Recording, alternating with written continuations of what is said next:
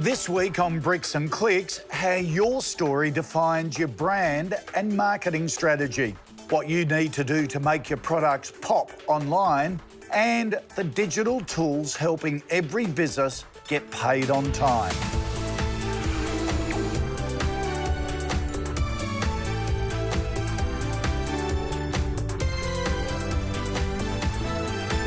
Six local retailers have travelled to Sydney for the first of 2 sprint weekends, where they're learning how to take their bricks and mortar retail shops online.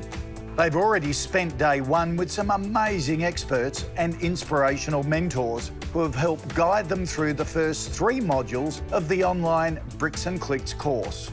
Now they're here, ready for day 2. So to kick things off, I thought I'd drop in and say hi. I do a talk to a lot of small business groups called the Startup of You.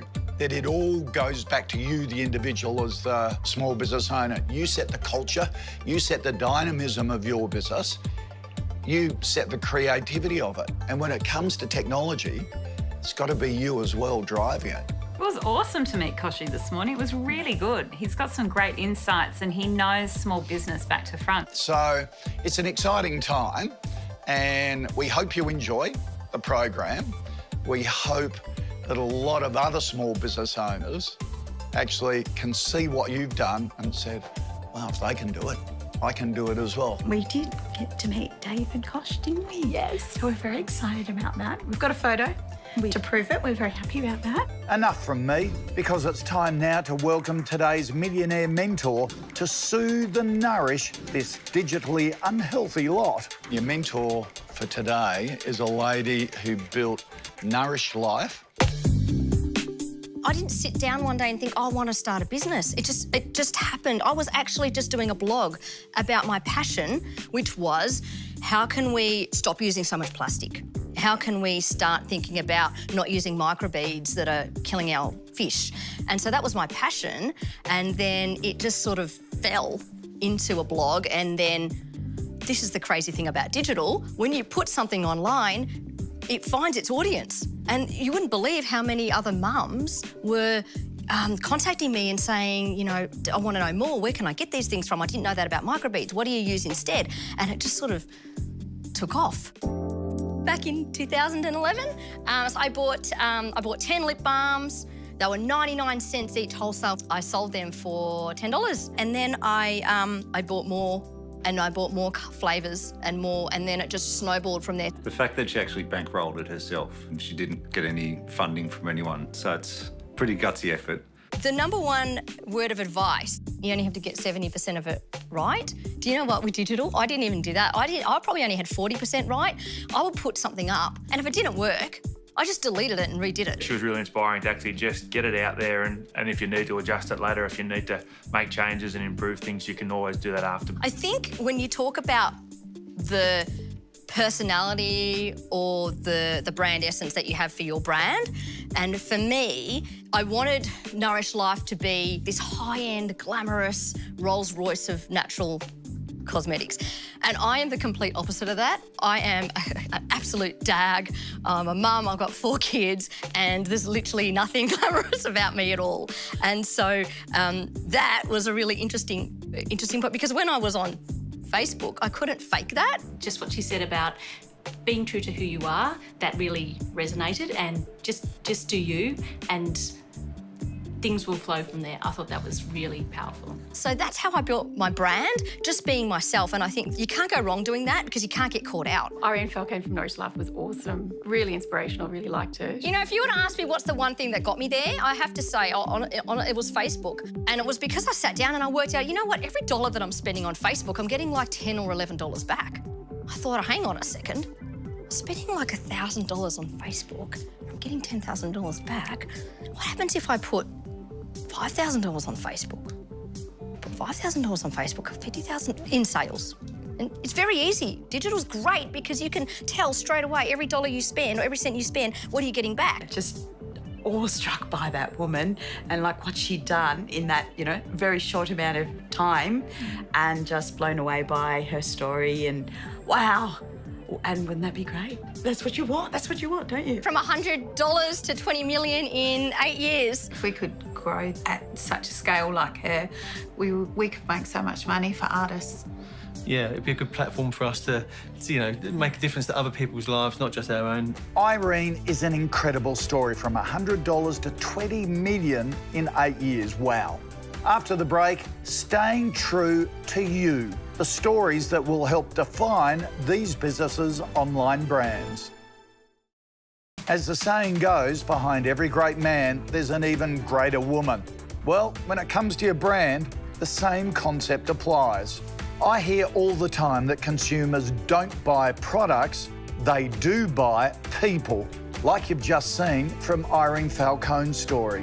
So let's find out a little bit more about these people to see how their stories can entice. Sue McCormick from My Little Dream Co. has had a pretty rough ride. It was like a bit of a chain of events. I lost my job, I lost my house, my marriage, and then the day that my house actually settled, my father dropped dead on the staircase, had a heart attack. Watching your mother go through something so difficult and experiencing that sense of helplessness, that's probably the hardest thing, watching somebody do that. Lucky for Sue, though, she has an amazing family around her to offer support when the going gets tough. I live with my 3-generational family. We call ourselves Team McCormick. So support crew, they're all wonderful. So yeah, very blessed. I'm meant to be where I am so that I can look after my mum. She's had breast cancer as well. I don't think anything's a coincidence in life. Even though Sue's now caring for her mother, it doesn't mean her mother's stopped caring for her. I really want her to be happy, and possibly, maybe later on, maybe she might meet somebody nice. Who knows? I'd be very happy about that. And it's that mother's instinct and drive to survive that helped Sue define her brand. My childhood book is called Little Dream, and we actually have it over here, and it's framed, and it's a little bit shabby because it was extremely well read. But Little Dream is set in the land of Nod, and Little Dream works really, really hard for all the big dreams. So that's what the book's about. And it was like, well, I've worked hard for lots of different people who were all the big dreams. And when I decided to do this, I thought, well, I'm really the little dream, you know, I am. So I'm going to name it after my first childhood book, and that's what I did. And as every mother and Sue's core customer knows, nurturing childhood dreams is what it's all about. To a different type of nurturing now, and our next retailer's story stems from a passion to promote artists and an inner desire to satisfy not only hers, but other people's senses. My husband and I are a team of sculptors, and we make gardener and sculptures, and I'm very involved in the local art community, and I'm passionate about eating and drinking. We live in Moana, which is a beachside suburb in Adelaide, and we've built a gallery in a winery in McLaren Vale, which is a wine region 12 minutes inland, so we get the best of both worlds. So we are in Hardy's Tintara Winery in McLaren Vale. This building, as you can see the big vats here, they're made from gum back in the late 1800s when the winery started, and the two parts of the building at the back are heritage listed. People are surprised and delighted when they come in at the vast space. Initially, I did all the design and set up of the space and built the whole space myself. He took 6 weeks to completely clean it. He painted everything, he built all the plinths, he built the shelves, he built the studios out of old wine pallets that the winery gave us. Every single thing in this building has been touched by Warren's hands. It's been quite a journey over the last 18 months or so. A lot of time and effort has gone into the place, and as Anna said previously, I believe, it was one thing that we really been searching for. We always wanted a gallery to sell our own artwork, but this led us to becoming a gallery where we've got about 100 artists we represent. I am hoping that we'll bring all the Fleurieu artists and the Adelaide artists that we've got to the world. From the world to a small town in rural Victoria, where Ray Hermans might also get global reach by taking his business online. Even if he does, though, this local's heart and soul is certainly staying put. I've lived in Horsham all my life, married, 2 children, devoted to the family business, and certainly I like being part of our community. The thing that's kept me here all the years has predominantly been the casual lifestyle. I have a 2-minute commute to and from work, and yeah, life's easy. My parents met in Horsham sometime after they migrated from the Netherlands. Post-Second World War, big immigration into Australia at the time. Dad started in retail really out of necessity because of what was lacking in the town at that time. One of the great things about having a small business in a regional town is that you know that you're providing services that otherwise people would have to travel vast distances. I feel as though I'm part of a real legacy. A bit over 50 years in retail within the one community. I really have a sense of pride, and Horsham's a fabulous place to live in. I'm really enthusiastic about having the business be sustainable in a small rural town. I just love hearing the stories behind businesses and their brands. It really makes you appreciate what they do that much more. But you'll have to wait until next week to hear the rest of them, because now these guys have got some serious work to do. After the break, the founder and chief executive of Life Interiors and his advice on how to make your products pop. It's time now for our 6 retailers to knuckle down and get into Module 5 of the Bricks and Clicks course, which is all about online merchandising. To shed some light on the digital essentials required for the renovation of these bricks and mortar shops, we sent in millionaire mentor Basil Karam. The vision of Life Interiors is to make designer furniture accessible to the Australian public. And the core of the business started well over 10 years ago on eBay, where my brother listed a couple of items and we noticed some traction. And this is the beauty of marketplaces. As you're starting a business, you can use these marketplaces to test an idea. We probably identified with Basil particularly because the message that he was getting across about bringing designer homewares and furniture into everyday lives is something that we try to aspire to do. As much as we love digital and online, we really believed that the future was a combination of both.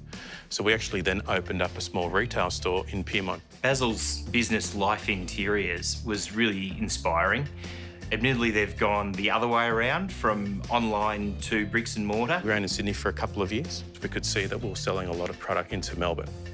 So using the information that you gather through your online channel. So we literally said, well, this is the big red hot area for our product. We're going to open a showroom right there. So we used all that data that we gathered selling product online, and we went, boom. He was big on using that data that you have, that there's so much available now. So we've got to really look at that. Now, digital is something that I have no doubt, look at it and think, my gosh, there's just so much to do, and it's forever evolving. My advice is start small, but start, and take small steps every day. Because we do have so many products, it's like, oh my God, this is a massive job. So he said, break it down, just start small and just focus on the ones that we sell the most of, which from our point of sale, we can print that report in 5 minutes and get going with those. Once you get the audience or the consumers onto your website, you need to make sure that you're doing your best to merchandise your product. And once again, the challenges for merchandising or visual merchandising for your businesses will be different depending on the catalogue that you've got to show, in terms of the products that you're selling, in terms of how you want to communicate with your audience. Basil was really impressive. It was great to pick his brains about lots of things. So for a store like ours with bulkier items with such a large product range like Basil's got, he gave us some great ideas and some great pointers. A couple of key things from a visual merchandising perspective for our own business. And these sort of lessons you can apply to your own as well. For us, it was important to have good copy and not to fall into the trap of just simply listing specifications, especially if you're selling other people's brands. Good copy, and for us, strong imagery was important as well. So just understand, if you spend that time investing in that photo or that design space, to use it across social media, to use it across your website, to use it in blogs. Don't be afraid to repost it 6 months later. 20% of the effort will give you 80% of the results. understand that, feel comfortable with that. It's not about perfection. I've written down some notes for each business and to give you some specific advice. Encouraging them to actually took time to talk to each of us individually and take, pride in what we're all doing and helping us on this journey. So, yeah, it's pretty cool. Basil explained to me that now is the perfect time for my industry to go online with the resurgence in vinyl, and really looking forward to doing that, to putting everything up online. Yeah, all my second-hand stuff, new stuff, everything. And on that note, as business owners, and it's always a challenge, is don't confuse motion for progress. It's a small little thing, and I say it to my team, everyone's busy, busy, busy, busy, but the question is busy doing what? And are you moving forward? And don't fall into that trap. After the break, Tools of the Trade, the online programs helping small businesses get paid on time. For small business owners, cash flow management is one of the biggest challenges they face. So for our 6 retailers who are about to become global online brands, it's essential they get it right. If not, they could face digital demise, as our next expert explains. My name's Jason Robinson. I'm from RBK Advisory. A stat that probably everyone's heard over and over again is how many small businesses in Australia fail. And the stats are along the lines of 60% of small businesses don't make it past that 3rd year. So the important thing there is managing your cash flow is absolutely crucial. The accounting advice that he gave basically said to me that we're on the right track with that. We just have to take those next steps. At RBK, our mission is to inspire business owners, improve their financial positions and improve their lifestyles. So before getting involved in anything, what I like to do is look at the mission and the values of the businesses. He gave us a lot of valuable insights that we have to think about and use for ourselves. Some of our retailers that we work with are being Fro Tribe, we have Designer Kids, and we have Discrepancy Records. Now, what all these businesses have in common? They have multiple payment methods on their website to ensure that it's really easy for the customers that land on their website to process a payment, whether that be Visa, MasterCard, Afterpay, Zip Pay, or even Apple Pay. The point is, when you get to their website, it's an easy to understand customer experience where you flow through, and when you get to the end, it gives you no reason to not be able to quickly pay. I think Jason was quite good, but just to keep the payments simple and really make it easy for customers to follow that sales path through and not have any hurdles or objections late in the sales process. I think it's important to not go too quickly into deciding what payment gateway or point of sale system you're going to have, and actually kind of look at it with the end in mind and decide how it's all going to bolt together to make your running of the business a lot smoother and streamlined. Jason Robinson was really good because he talked to us about which different platforms we can use and how they'll link in and really smoothly flow with the Xero software that we're already using. And even streamline down a little bit of not unnecessary expenditure for our websites, maybe streamline to one, link it with the point of sale system, and then let the whole thing flow. I'm looking forward to spending some individual time with you guys, learning more about your business. Some advice that was given to me before I started my journey was to seek out mentors, advisors, and actually sit with people with a bit of been there, done that experience. Our retailers are now more than halfway through the sprint to get their businesses online. They've been inspired by the best and gained invaluable advice from the experts leading the way. But it's been a pretty big 2 days, so let's check in to see how they're holding up. She's so tired and overwhelmed, but she is enjoying it. I think it's good that we've come together because it is something that, is quite an intense experience. Warren's writing a lot of notes down this time. Yeah, it's really good to see you coming up with ideas and things. But I've really enjoyed it, actually. It's been really informative for me. So just to get on board with, that whole learning process, I've thoroughly enjoyed it. It's probably a bit more hands-on for me as what it normally is in the business, and it tends to take control mostly of those details. The weekend's been good for us. We're both probably different personalities in the sense that I've always jumped into ideas and maybe not necessarily think them through, where Carl likes to solve all the problems before we start. So it's been good for us. I think we'll meet in the middle somewhere. He's been good. I think he'll probably be the one who drives the homework side of things. So I think he's taken it all in. There's a lot to take in, and he's taking it all in, and he's going to be, at home on the couch, sitting there, thinking away. Actually, I just made him crazy when I did that, didn't I? Sorry, sweetie. The Bricks and Clicks course is going really well. It wasn't what I thought it would be, but I was prepared for that. So, yeah, we'll see how we go over the next 2 weeks when we start building. We're finding the Bricks and Clicks course fantastic. There's heaps to learn, and we've packed so much into the 2 days, and there's a lot to take away for the next 2 weeks. But I think we're going to be doing some late nights working on it, yeah? Me or you? Oh. It's been a really good journey. Over the years, I've done a few business courses and along the way, but I think this has been the most centralised and compacted program I've done.